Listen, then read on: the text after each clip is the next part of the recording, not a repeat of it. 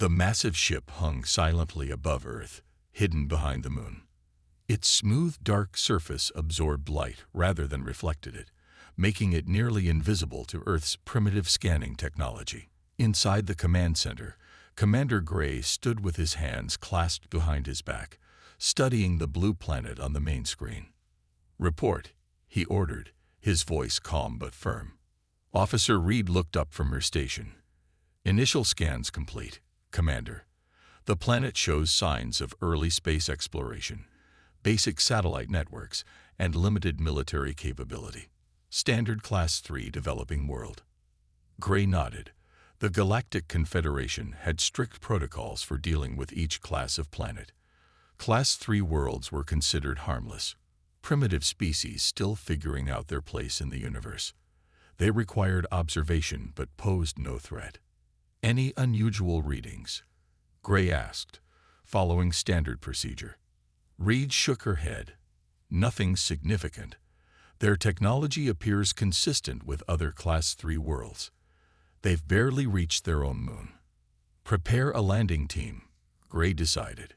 "Standard observation protocols. No contact with the natives." On Earth, in a remote mountain research station, Dr. Adams adjusted the settings on the large radio telescope. The midnight shift was usually quiet, but tonight something had triggered the automated alert system. "Hey, Wilson, come look at this," Adams called to his colleague, who was pouring coffee across the room. Dr. Wilson walked over, steaming cup in hand. "What is it?"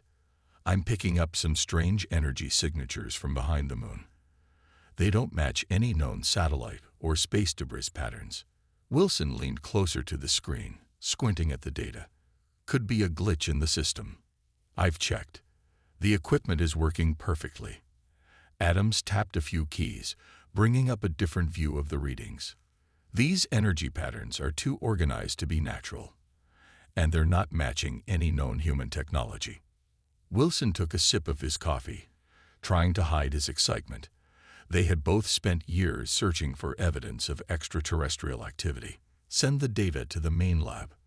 Let's keep monitoring this area." The small scout ship descended through Earth's atmosphere under the cover of night. Its cloaking technology kept it hidden from radar and the naked eye as it approached the landing zone, a dense forest far from human settlements. Scout Leader Banks checked the team's equipment one last time. "Remember, this is strictly observation. Collect samples, set up monitoring stations, and return to the ship. No interaction with humans under any circumstances." The team of 4 nodded. They had done this dozens of times on other Class 3 worlds. Earth was just one more developing planet to catalog and observe. As the ship touched down in a small clearing, the team prepared to exit. The doors slid open silently, revealing Earth's wilderness. The air was rich with oxygen, more than most inhabited planets, and filled with the sounds of nocturnal creatures. "Oxygen levels higher than expected," noted Scientist Park, checking her instruments. "Interesting biodiversity readings, too."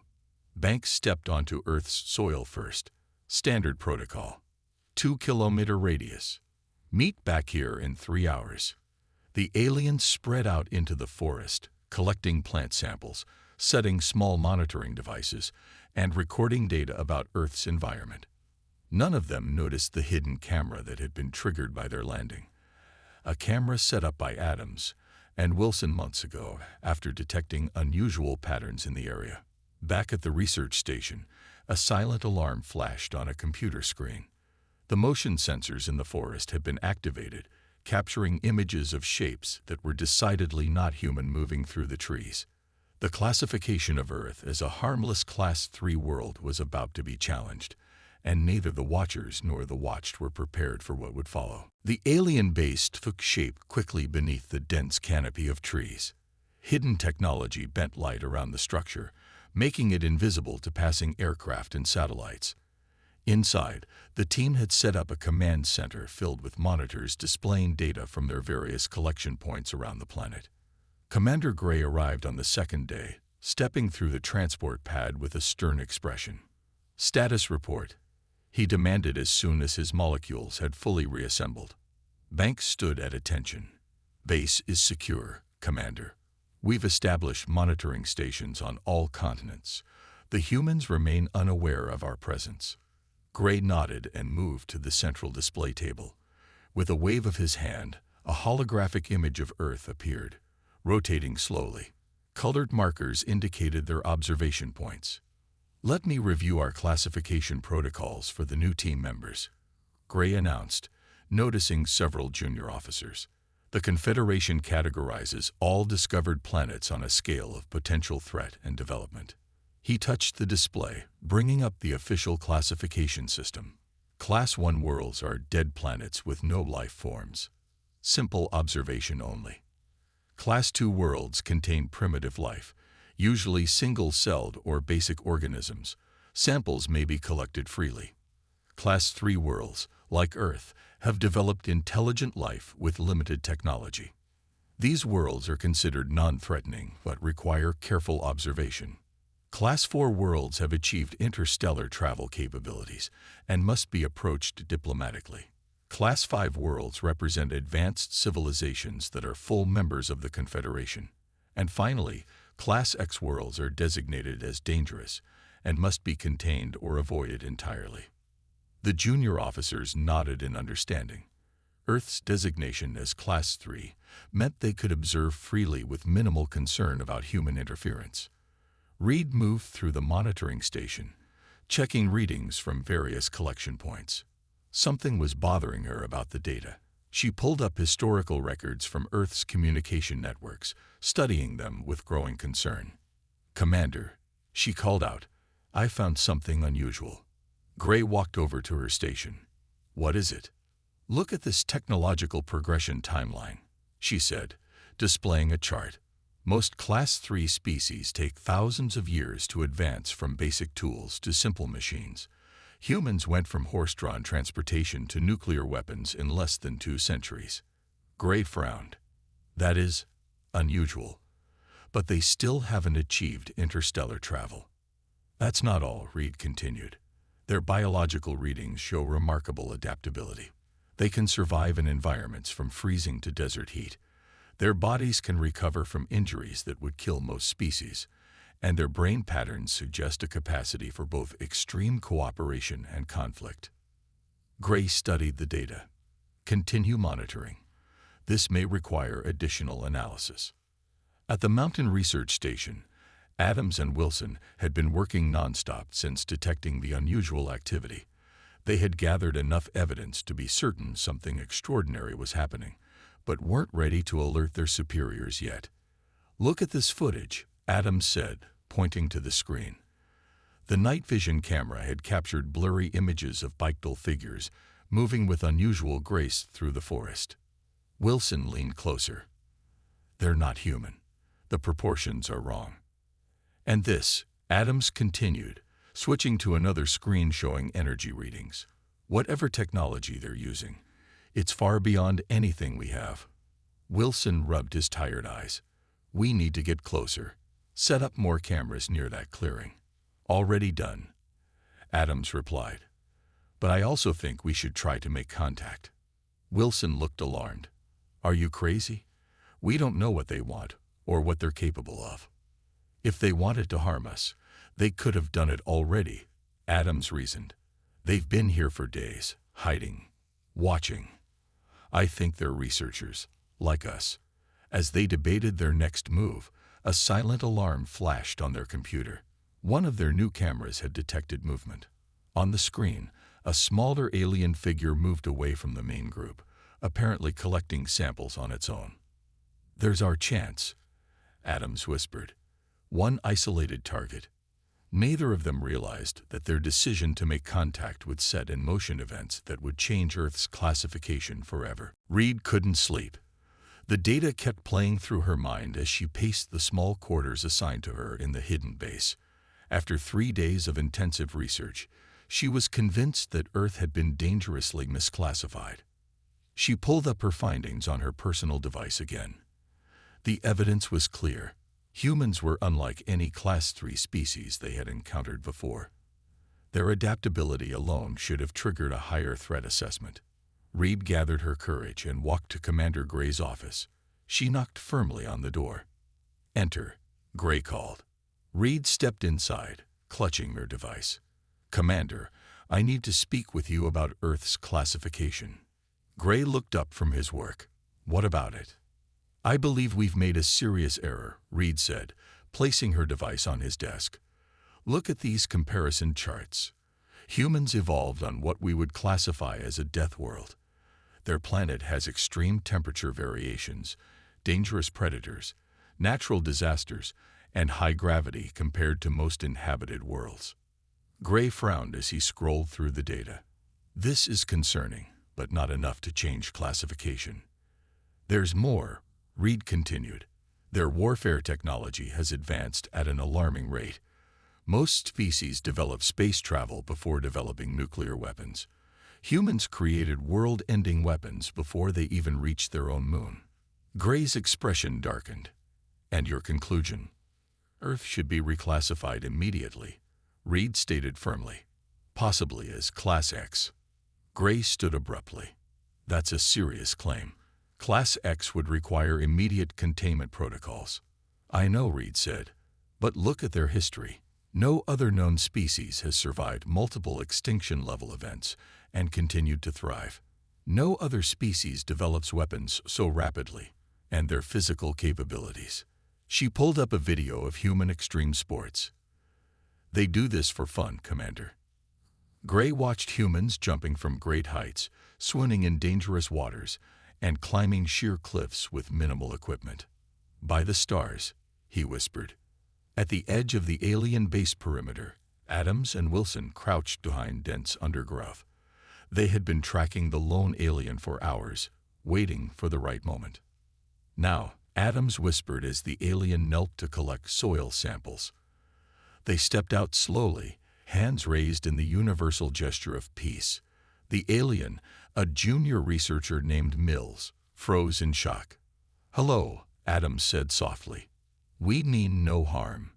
Mills reached slowly for his communication device, but didn't activate the alarm. Curiosity overcame training. "How find me?" he asked in broken English, clearly using a basic translation device. "We detected your energy signatures," Wilson explained. "We've been watching you, as you've been watching us." Mills blinked multiple times, a sign of stress in his species. "Not supposed. Contact." "We just want to understand why you're here," Adams said. "We can help each other." Mills hesitated, then spoke quietly. "Study mission. Class 3 world observation." "Class 3?" Wilson asked. "Developing world. Limited technology. Non-threat classification." Adams and Wilson exchanged looks. "And what happens if you decide we're a threat?" Mills shifted uncomfortably. "Reclassification. Containment." Back at the alien base, alarms suddenly blared. Gray's voice came over the communication system. "All personnel, prepare for immediate evacuation. Repeat, immediate evacuation." Mills looked panicked. "Must go." "Wait," Adams said quickly, slipping a small tracking device into the soil sample bag Mills had been filling. "Will you come back?" But Mills was already running back toward the base, leaving Adams and Wilson alone with the realization that something had changed. Commander Gray ordered the base dismantled within the hour. "All evidence of our presence must be removed," he instructed. "Sir, why the sudden evacuation?" Banks asked. Gray's expression was grim. "Reed has uncovered evidence that Earth is not a typical Class 3 world. The humans are far more dangerous than we initially assessed. We need to report to the Confederation Council immediately." As the aliens rushed to leave, they didn't notice the small tracking device transmitting their every word back to Adams and Wilson. They didn't realize that their discovery about Earth's true nature was also being discovered by the very humans they feared. The Grand Council chamber of the Galactic Confederation buzzed with nervous energy. Representatives from 200 worlds sat in rising tiers around the central speaking platform. Emergency sessions were rare, and many wondered what could be so urgent. High Counselor Bell called the session to order, her voice echoing through the vast chamber. We are gathered today to address a classification concern regarding planet Earth in the outer rim of Sector 7. Commander Gray stood on the speaking platform, Reed beside him. He felt the weight of every eye in the chamber. Honored Council, Gray began. I come before you with evidence that Earth has been dangerously misclassified. What we initially categorized as a standard Class 3 developing world requires immediate reclassification. Murmurs spread through the chamber. Reclassification was not taken lightly. Reed stepped forward, activating the central holographic display. Images of Earth appeared, rotating slowly. Earth appears harmless at first glance, she explained. Humans have limited space travel capabilities and have not yet achieved faster-than-light technology. However, this surface assessment misses critical factors. She changed the display to show Earth's diverse environments. Humans evolved on what we would consider a death world. Their planet experiences extreme temperature variations, powerful storms, and constant natural disasters. Most species would not survive such conditions. The display changed again, showing human physical activities. Their biology makes them remarkably durable. They can survive injuries that would kill most species. They routinely push their bodies to limits that would be fatal for others. Some even do this for entertainment. Gray watched the Council's reactions. Many seemed skeptical, others concerned. Reed continued, her voice growing more urgent. Most alarming is their technological progression. This chart shows the typical development pattern for intelligent species. A line moved gradually upward across the display. And this is Earth. A second line shot upward at a dramatically steeper angle. Humans went from basic flight to nuclear weapons in less than 50 years. From primitive computers to global information networks in less than 30. Their rate of advancement exceeds any known species. High Counselor Bell leaned forward. What classification do you propose? Gray stepped forward again.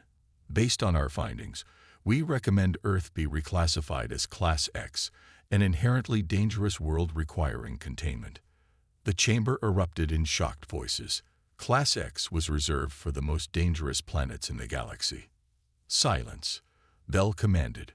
When order returned, she asked, on what specific grounds do you recommend such extreme classification? 3 primary factors, Gray answered. First, humans evolved in conditions that would kill most species, making them naturally resistant to many containment methods. Second, their psychological makeup includes both extreme cooperation and extreme conflict, making them unpredictable.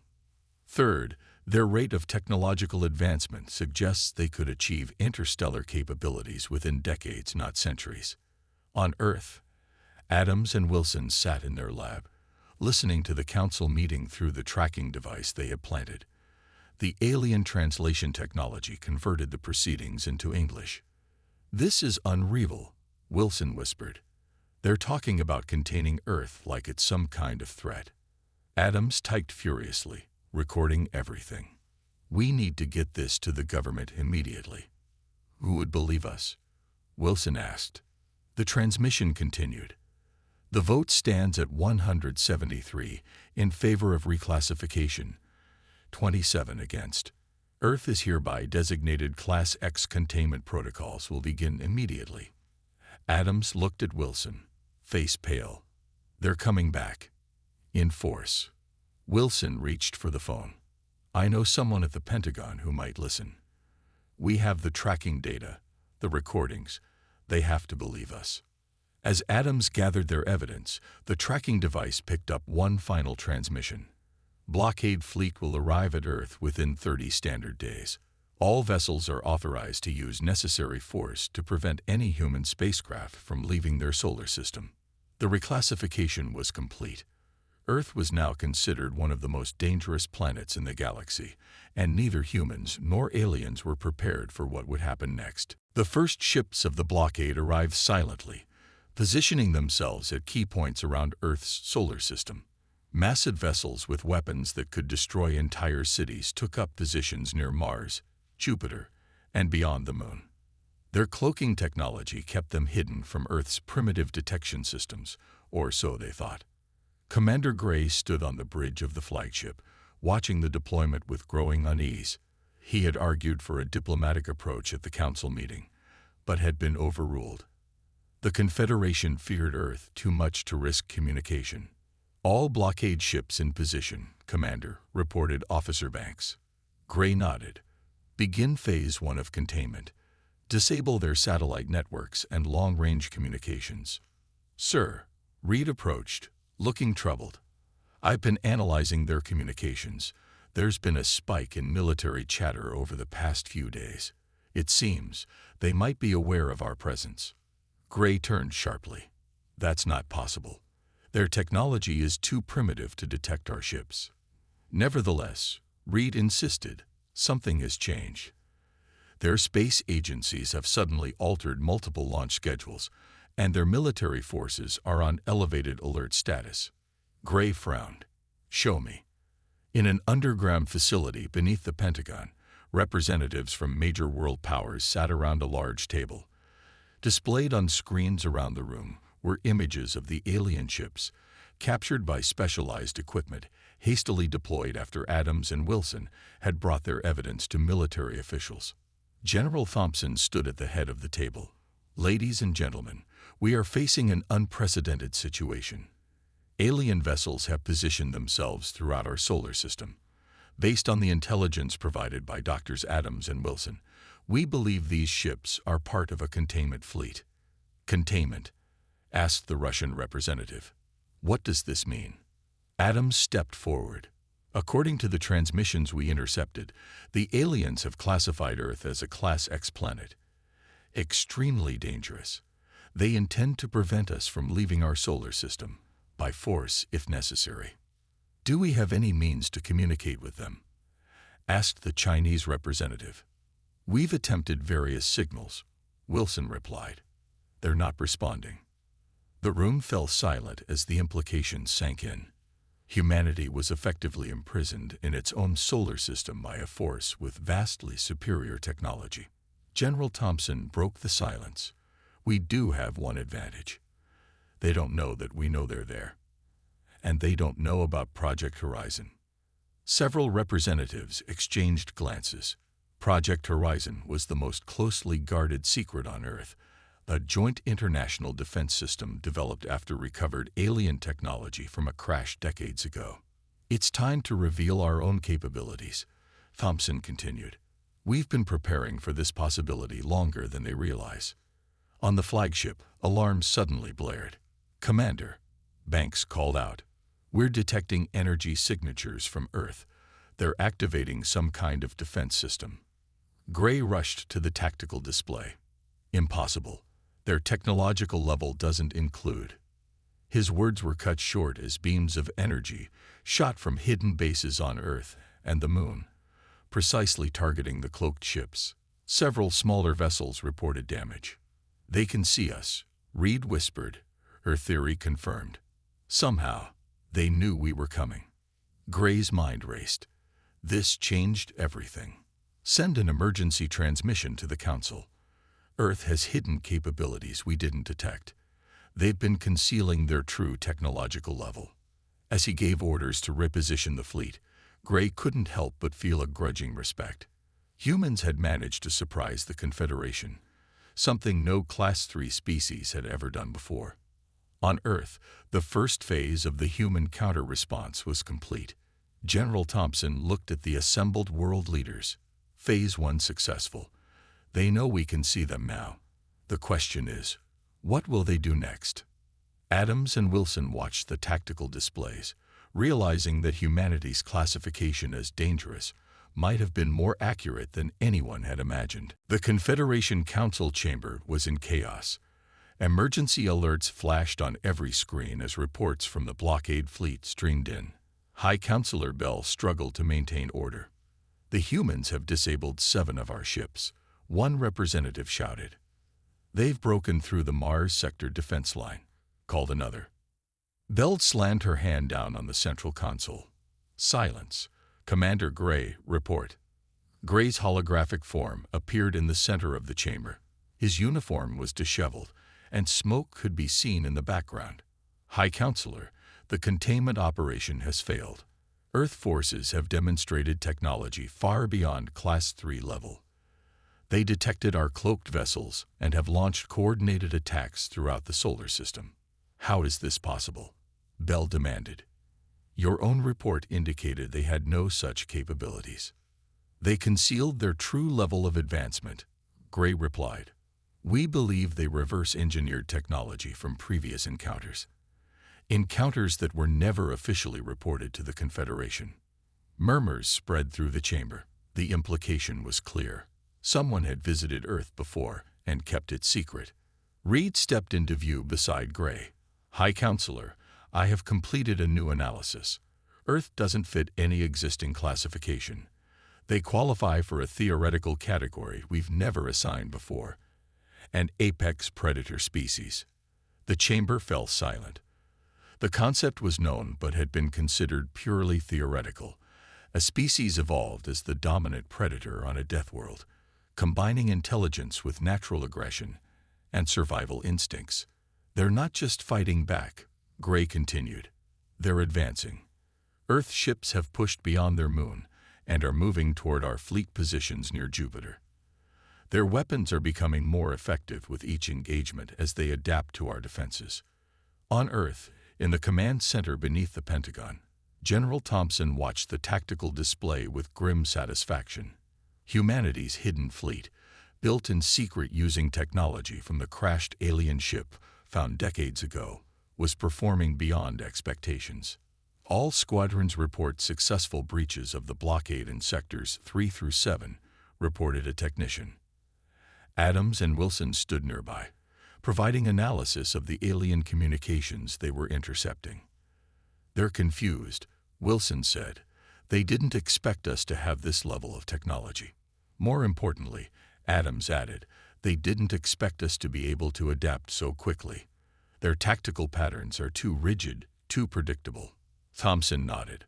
That's our advantage. We've spent our entire history fighting each other, constantly adapting to new threats. They've been part of a peaceful confederation for millennia. They've forgotten how to face an enemy that fights back. A communications officer turned from her station. Sir, we're receiving a transmission from the alien flagship. They're requesting to speak with Earth's leaders. Thompson exchanged glances with the assembled world representatives. Put it through on the main screen. Commander Gray's face appeared. He looked tired but composed. This is Commander Gray of the Galactic Confederation. I request a ceasefire to discuss terms. This is General Thompson of Earth United Command. What terms do you propose? The Confederation has reassessed Earth's status, Gray replied. We recognize that containment is no longer an option. We propose diplomatic relations instead. Thompson's expression remained stern. You came to imprison us in our own solar system without provocation. Why should we trust you now? Because, Gray said, we now understand what you truly are, and we would rather have you as allies than enemies. Back on the flagship, Reed worked furiously at her console, preparing the final analysis for the Council. The data was clear now. Earth wasn't just another planet with intelligent life. It was something the Confederation had never encountered before. Commander, she called to Gray. I've completed the classification report. Gray looked at the screen. The new designation glowed brightly. Class P, Predator World. Send it to the Council, he ordered. They need to understand what we're dealing with. As the transmission went out, Gray watched the human ships on the tactical display. They moved with a speed and unpredictability that no Confederation vessel could match. Earth wasn't just dangerous. It was the most formidable world they had ever discovered. 1 month after the failed containment of Earth, the Grand Diplomatic Hall of the Confederation's Central Station hosted an unprecedented event. Representatives from Earth stood on one side, facing the High Council members on the other. It was the first time humans had officially set foot on a Confederation installation. General Thompson led the Earth delegation, with Adams and Wilson serving as scientific advisors. High Counselor Bell approached with formal dignity. On behalf of the Galactic Confederation, I welcome the representatives of Earth, she announced. Today marks a historic moment as we formalize diplomatic relations between our peoples. Thompson stepped forward. Earth accepts this welcome, though we have not forgotten the circumstances that brought us here. Bell nodded. The Confederation acknowledges its error in attempting containment without diplomatic contact. We have much to learn from each other. Commander Gray and Scientist Reed stood nearby, having been key in arranging these talks. Gray had risked his career by advocating for peace when many in the Confederation still feared Earth's potential. Reed stepped to the center of the hall, activating the main display. With permission from both parties, I would like to present my final classification report on Earth. All eyes turned to the display as Reed began. Earth defies our traditional classification system. It represents a previously theoretical category we now call Class P, a predator world. Images of Earth appeared, showing its diverse and often hostile environments. Humans evolved on a planet that would kill most sentient species. They survived ice ages, asteroid impacts, and countless natural disasters. This harsh environment shaped them into the galaxy's most adaptable intelligent species. The display showed human achievements throughout history. Their technological advancement isn't just rapid, it's exponential. When faced with new challenges, they innovate at speeds we previously thought impossible. Reed then displayed footage from the recent conflict. Most revealing was their response to our containment effort. While Confederation tactical doctrine has remained largely unchanged for centuries, humans adapted their strategies continuously during combat, learning and evolving their approach with each engagement. She turned to face both delegations, but perhaps most significant is what happened after we ceased hostilities. Despite having the tactical advantage, Earth agreed to negotiations. This demonstrates their capacity for both warfare and peace, a duality we've never observed in other species. High Counselor Bell spoke next. Based on these findings, the Confederation proposes a special status for Earth, not as a contained world, but as a sovereign power with whom we seek alliance. Thompson considered this. Earth is willing to forge peaceful relations, but we require assurances that no further attempts at containment will be made. You have our word, Bell replied. In fact, we propose a knowledge exchange. There is much we can learn from each other. As the formal treaty was prepared, Adams and Wilson found themselves speaking with Reed and Gray in a quiet corner of the hall. I still can't believe you were going to lock us in our own solar system, Adams said with a wry smile. Reed looked embarrassed. A serious misjudgment. We had never encountered a species like yours before. The real question, Gray added, is what happens next. Your people will advance rapidly once you have access to Confederation knowledge. Wilson nodded. And the Confederation will need to adapt to having a predator species among them.